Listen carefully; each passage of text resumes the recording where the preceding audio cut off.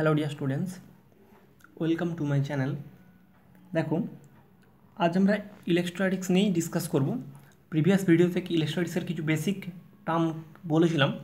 তো আজকে টপিক হচ্ছে কুলম্বস ল। কুলম্বস ল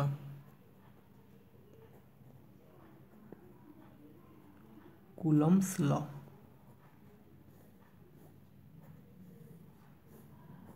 অর্থাৎ কুলম্বের সূত্র। দেখো, কুলম্বের সূত্র জিনিসটা কি? ধরো সাপোজ দুটো চার্জ, ধরো এটা একটা চার্জ প্লাস Q1, এটা একটা চার্জ প্লাস Q2। দেখো, তোমরা জেনারেল ধারণা থেকে জানো যে প্লাস, এটাও যদি প্লাস হয় এটাও যদি প্লাস হয়, একটা অন্য কী করবে? রিপিল করবে। এটা একে অন্যকে রিপিল করবে। তো এদের মধ্যে একটা বিকর্ষণ বল কাজ করবে। সো এদের মধ্যে একটা ইলেকট্রোস্ট্যাটিক রিপালসিভ ফোর্স কাজ করবে। কি বললাম? ইলেকট্রোস্ট্যাটিক রিপালসিভ ফোর্স, স্থির চারিদিকে বিকর্ষণ বল। সাপোজ এটা যদি মাইনাস হতো, তাহলে একে অন্যকে কী করতো? অ্যাট্রাক্ট করতো। তাহলে এদের মধ্যে একটা কাজ করতো ইলেকট্রোস্ট্যাটিক অ্যাট্রাকটিভ ফোর্স। তাহলে সেই ফোর্সের অ্যামাউন্টটা আজ আমরা দেখব। তো ফোর্স, এই amount of force varies as Q1 Q2 যখন এদের মিডিলের ডিস্টেন্সটা ধরে নাও r, when r is constant। ওকে, তো r যখন কনস্ট্যান্ট তখন এইটা then varies just 1/r square when Q1 Q2 is constant। তার মানে চার্জের অ্যামাউন্টটা যতটা বাড়বে ফোর্সটা ততটা ইনক্রিজ করবে, এবং ডিস্টেন্স যতটা ইনক্রিজ করবে ফোর্সটা তত ডিক্রিজ করবে। সো এদেরকে কম্বাইন করলে দেখো, সেই যৌগিক ভেদের সূত্রানুযায়ী আমরা পাবো F varies as Q1 Q2 by r square. Okay, তো দেখো ভ্যারিজাসটা তুলে দিলে একটা কনস্ট্যান্ট আছে, মানে তাহলে F equal to K into Q1 Q2 by r square. এটাই অ্যাকচুয়ালি কুলম্বস ল। কেটা কি? কেটা হচ্ছে কনস্ট্যান্ট। দেখো, এই কে এর ভ্যালু সিজিএস এর ক্ষেত্রে 1, আর এসআই এর ক্ষেত্রে 1/4πε। এটা হচ্ছে তোমার সিজিএসএ, এটা হচ্ছে তোমার এসআই। ওকে, আচ্ছা এখানে দেখো, এই যে আচ্ছা এই টার্মটা যখন লিখেছি, এই টার্মটা এখানে কিন্তু কোনো কনস্ট্যান্ট কিছু নয়। এখানে কি বলো দেখিনি, এখানে হচ্ছে আর Q1 Q2 দুটোই ভ্যারিয়েবল, মানে এখানে দুটাই হচ্ছে ভ্যারিয়েবল। ওকে, আর এবং Q1 Q2 দুটাই variable, R and Q1 Q2 দুটাই ভ্যারিয়েবল। তো দেখো, আমরা এখানে এইটা হচ্ছে বেসিক টার্ম, তোমরা ছোটোবেলাতেও পড়ে এসছো। তো ব্যাপারটা হচ্ছে কি, এই এপসাইলন এই টার্মটা হয়তো তোমাদের কাছে একটু আননোন। এপসাইলন, একে আমরা বলবো পারমিটিভিটি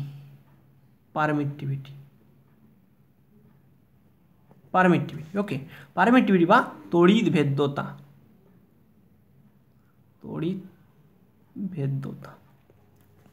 তো দেখো, পারমিটিভিটি বা তড়িৎ ভেদ্যতা জিনিসটা কি? পারমিটিভিটি কথাটা অ্যাকচুয়ালি এসছে পারমিট থেকে। দেখো, পারমিট মানে কি? পারমিট মানে অ্যাকচুয়ালি অ্যালাউ, অনুমতি দেওয়া। তার মানে ব্যাপারটা একটু বোঝার চেষ্টা করো। এই যে দুটো চার্জ, এটাও প্লাস এটাও প্লাস, এরা একে অন্যকে কী করছে? রিপিল করছে, বিকর্ষণ করছে। তাহলে এদের মধ্যে যে ফোর্সটা মানে যে ইলেকট্রোস্ট্যাটিক রিপালসিভ ফোর্সটা অ্যাক্ট করছিল, সেটা দুটো চার্জের মাল্টিপ্লিকেশনের উপরে ডিপেন্ডেন্ট ছিল। এই যে এখানে দেখতে পাচ্ছ, এদের মিডিলের ডিস্টেন্সের উপরে ডিপেন্ড ছিল।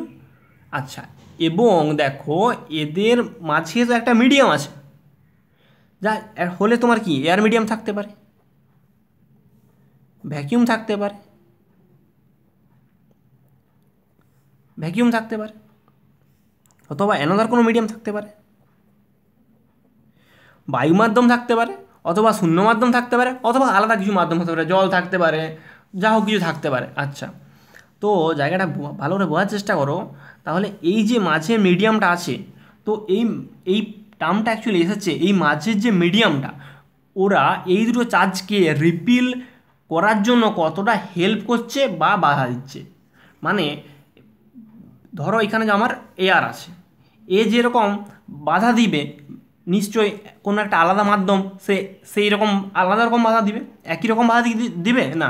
এয়ার একটা প্রপার্টি নিশ্চয়ই ডিফারেন্ট, অ্যানোদার কোনো একটা মিডিয়ামের প্রপার্টি নিশ্চয়ই ডিফারেন্ট।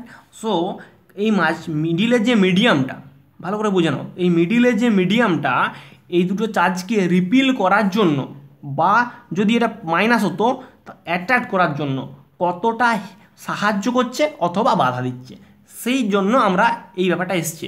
মানে দেখো পারমিটিভিটি অ্যালাউ, মানে মাঝের মিডিয়ামটা অ্যালাউ করছে না কতটা অ্যালাউ করছে, অ্যালাউ করছে না অ্যালাউ করছে না, এই রেসপেক্টে এই টার্মটা এসছে।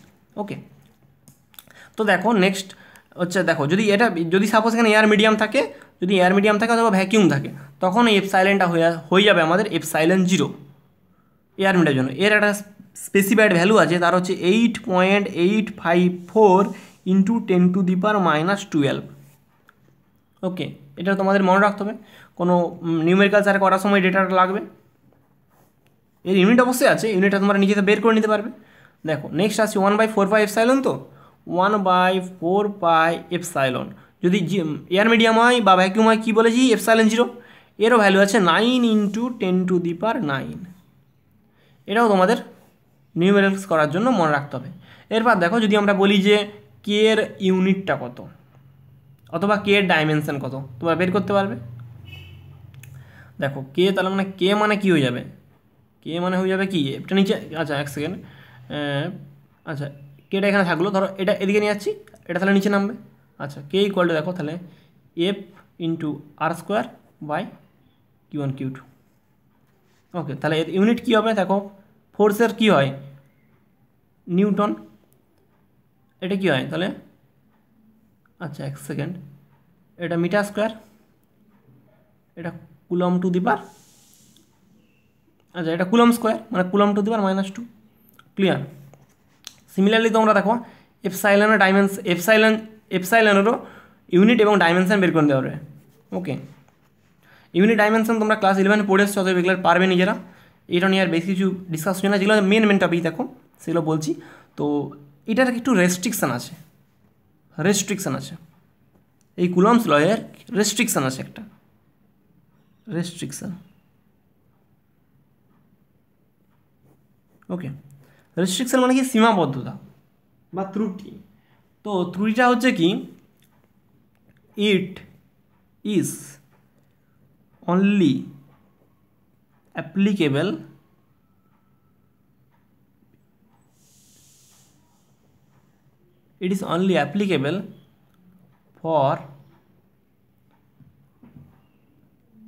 for point and rest charge. Okay, it is only applicable for point এবং রেস্ট চার্জ। মানে কি, কোনো একটি বিন্দু আধান অথবা স্থির আধানের ক্ষেত্রে এটা প্রযোজ্য। মানে কি, চার্জটা যদি বড় হয়, ঠিক আছে, অথবা চার্জটা যদি গতিশীল অবস্থায় থাকে, তাহলে কুলম্বস লটা আমাদের খাটবে না। ঠিক আছে, এই কুলম্বস লটা আমাদের খাটবে না। ক্লিয়ার, এই গেল কুলম্বস লয়ের ব্যাপার। এবার দেখো আসছি নেক্সট টপিক।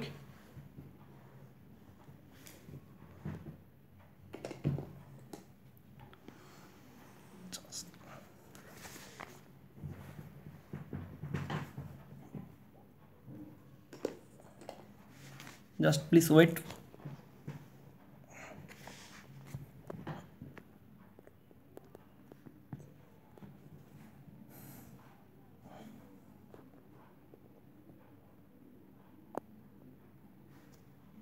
আচ্ছা দেখো নেক্সট টপিক হচ্ছে আমাদের ইলেকট্রস্ট্যাটিক ফোর্সের কিছু প্রপার্টি পড়বো। ওকে, কি বললাম, properties of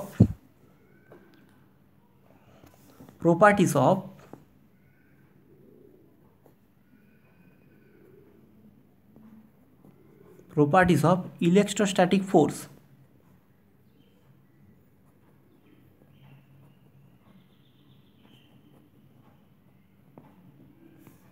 properties of electrostatic force. আচ্ছা, তোমরা এই একটু আগে দেখলে যে এই একটা প্লাস Q1 চার্জ ছিল এই একটা প্লাস Q2 চার্জ ছিল। ওকে, তো এদের মধ্যে একটা ইলেকট্রোস্ট্যাটিক রিপালসিভ ফোর্স অ্যাক্ট করছিল। কি বললাম? ইলেকট্রোস্ট্যাটিক রিপালসিভ ফোর্স, স্থির চারিদিক বিকর্ষণ বল। যদি এটা মাইনাস হতো তাহলে একে অন্যকে আকর্ষণ করতো, তার মানে ইলেকট্রোস্ট্যাটিক অ্যাট্রাকটিভ ফোর্স কাজ করতো। ওকে, তো এই ফোর্সের কিছু প্রপার্টি পড়ব। Number one, it is a central force. Central force, it is a central force. Central force মানেটা কি? দেখো, কেন্দ্রীয় বল, কেন্দ্রীয় বল। ঠিক আছে, তো এই ধরো একটা চার্জ আছে সাপোজ, এবং এই একটা চার্জ আছে। ওকে, সো দেখো সেন্ট্রাল কথাটা এসছে অ্যাকচুয়ালি সেন্টার থেকে, তাহলে এই যে সেন্টার এবং এর এই যে সেন্টার, মানে এইটাও যদি ধরো প্লাস Q1 আর এটা প্লাস Q2, এই দুটায় যদি পজিটিভলি চার্জড হয় তো একে অন্যকে কী করবে? রিপিল করবে। বাট কোন দিকে করবে? এটা একটা ব্যাপার। তো রিপিলটা করবে এই যে সেন্টার টু সেন্টার বরাবর, মানে এই লাইন জয়েন করলে এই দিক বরাবর অথবা এই দিক বরাবর, মানে জায়গাটা বুঝো। এ একে কী করবে? বিকর্ষণ কোন দিকে? ওই দিকে, এই দিকে। আর ই একে কোন দিকে বিকর্ষণ করবে? এই দিকে। তাহলে ধরো সাপোজ এটা আমরা, এটা ধরো 1 নম্বর, এটা 2 নম্বর যদি লিখি, তাহলে এই ফোর্সটাকে আমরা লিখবো F1 2, মানে ফোর্স অন 2 ডিউ টু 1। আর এটা কী লিখবো? F21, মানে ফোর্স অন 1 ডিউ টু 2। ওকে, মানে 1 নম্বরের উপরে বিকর্ষণ বল 2 নম্বরের জন্য। ক্লিয়ার? সেন্ট্রাল ফোর্সের আইডিয়াটা তোমাদের ক্লিয়ার হলো?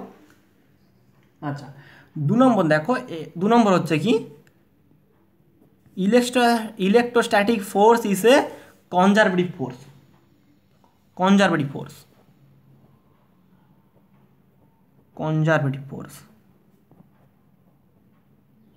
কনজারভেটিভ ফোর্স অর্থাৎ সংরক্ষী বল। দেখো ক্লাস 11 এটা তোমরা পড়ে এসছো ধারণাটা, যে সংরক্ষী বল। তো তবু আরেকবার বলে দিচ্ছি, একটু রিমাইন্ড করে দিচ্ছি। দেখো, তো কনজারভেটিভ সংরক্ষী বল কাকে বলতে? দেখো, যার আন্ডারে ওয়ার্ক ডানটা পাথ ইন্ডিপেন্ডেন্ট হবে। জাস্ট লিখছি, তারপর বোঝাচ্ছি। That is work done under this force is path independent.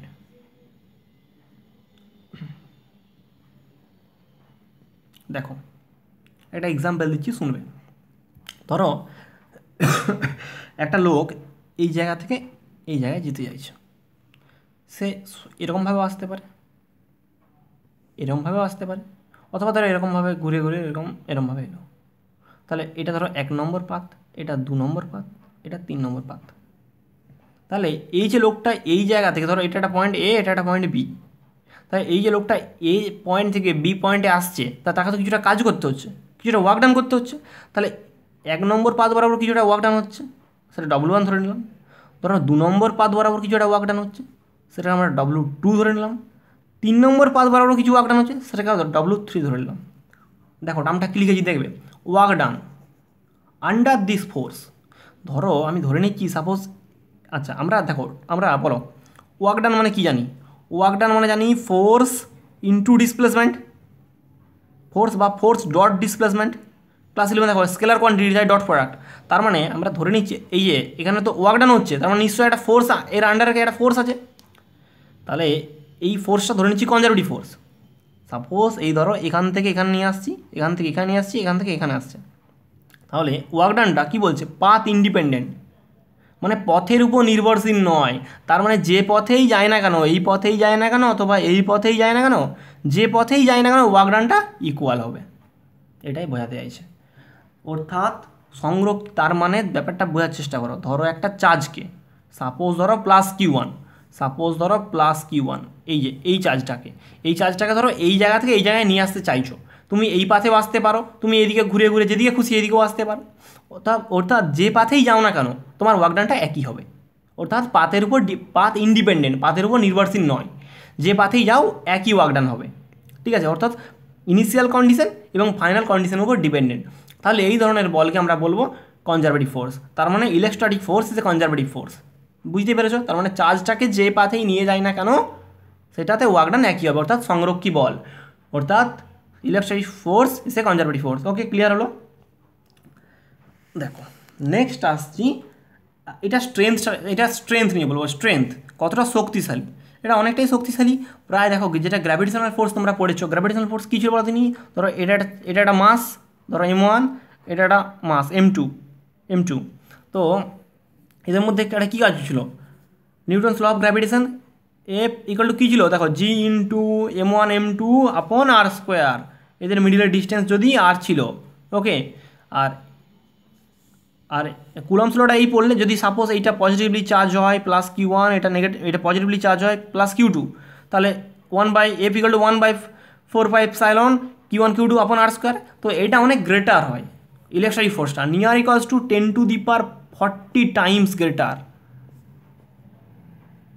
ওকে, কার থেকে? গ্র্যাভিটেশনাল ফোর্সের থেকে। ক্লিয়ার? এই গেল প্রপার্টি। আচ্ছা, এবার দেখো, এবার হচ্ছে আমরা কুলম্বস লয়ের ভেক্টর ফর্মটা পড়ব। আচ্ছা, just a second.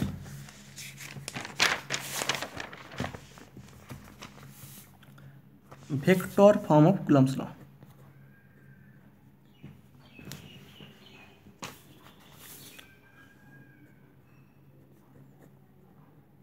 Vector form of Coulomb's law.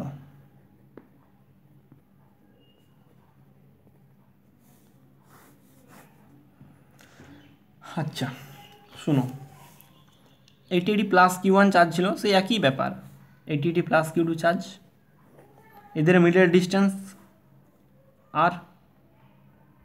আচ্ছা বলো একে কোন দিকে রিপিল করবে? এই ডাইরেকশানে। এটাকে আমরা কী ধরেছিলাম? F1 2 force on two. আচ্ছা টার্মটা লিখে দিও, এটা ব্যাপারটা অ্যাকচুয়ালি কি?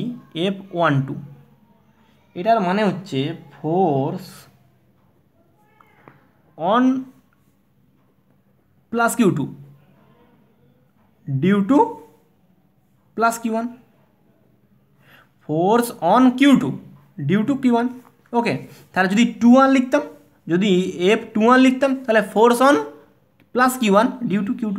ঠিক আছে, তাহলে দেখো, আচ্ছা লিখো 1/4π Q1 Q2 by R square. এটা আমরা আগে পড়েছি।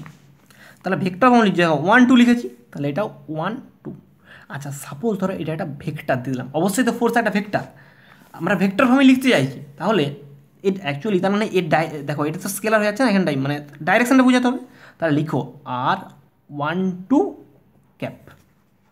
দেখো ক্যাপ ইউনিট ভেক্টর তোমরা পড়েছিলে, দেখো ধরো সাপোজ এ ক্যাপ মানে কি? A vector by mod A, এটা তোমরা ক্লাস 11-এ পড়ে এসছো এই জায়গাটা। তাহলে দেখো, তাহলে সিমিলারলি দেখো লিখো এটা 1/4π Q1 Q2 by R12 square into, দেখো এটাকে তাহলে কি লিখবো? R12 vector divided by R12, এই যে এটা লিখলাম, মানে মড ভ্যালু। আচ্ছা তার মানে মড ভ্যালু মানে সিম্পল, তার এটা কিউব হয়ে যাবে। তাহলে 1/4π Q1 Q2 বাই R12 তার cube into R12 vector. Clear? আচ্ছা সিমিলারলি দেখো, আমরা যদি বের করতে চাই যে F21 মানে কি লিখবো? তাহলে এই যে জাস্ট ঘুরে যাবে force on plus Q1 due to Q2, মানে এই Q1 এর জায়গায় Q2 জায়গায় Q1 হচ্ছে, সরি এটা 2 লিখেছি, সরি। তাহলে এই Q2 জায়গায় 1 হচ্ছে আর 1 এর জায়গায় 2 হচ্ছে। ওকে, তাহলে বুঝতেই পারছো। আর ডাইরেকশানটা কোন দিকে হবে? এই সিম্পল এই দিকে, এটা হচ্ছে F21। ঠিক আছে, তার মানে এই যে R12 আছে না, এটা এই ডাইরেকশানটা আমরা ধরবো মানে এইটি R12, আর যদি 21 বলে তাহলে এইদিকে ধরবো R21, মানে আমার ম্যাগনিচিউডটা একই থাকছে, শুধু ডাইরেকশানটা ডিফারেন্ট হচ্ছে। ওকে, তো তোমরা বুঝতে পারলে ব্যাপারটা মোটামুটি। এটি অ্যাকচুয়ালি ফর্ম। অথবা তোমরা দেখো 2-1 দিয়েও লিখতে পারো, তাহলে সিম্পল 1-2 এর জায়গায় 2-1, এখানটাও 2-1 এখানটাও 2-1, বাকি সবই একই থাকছে। ওকে, এই গেল ব্যাপার। তো আজ এতটা বন্ধই থাক। যদি কোনো কিছু বুঝতে প্রবলেম থাকে কমেন্ট সেকশনে জানিও, আর ভিডিওটা যদি ভালো লেগে থাকে একটা লাইক দিয়ে দিও, এবং আমার চ্যানেলটা সাবস্ক্রাইব করে নিও এবং বেল আইকনটাও প্রেস করে দিও। তো আজকের জন্য টাটা।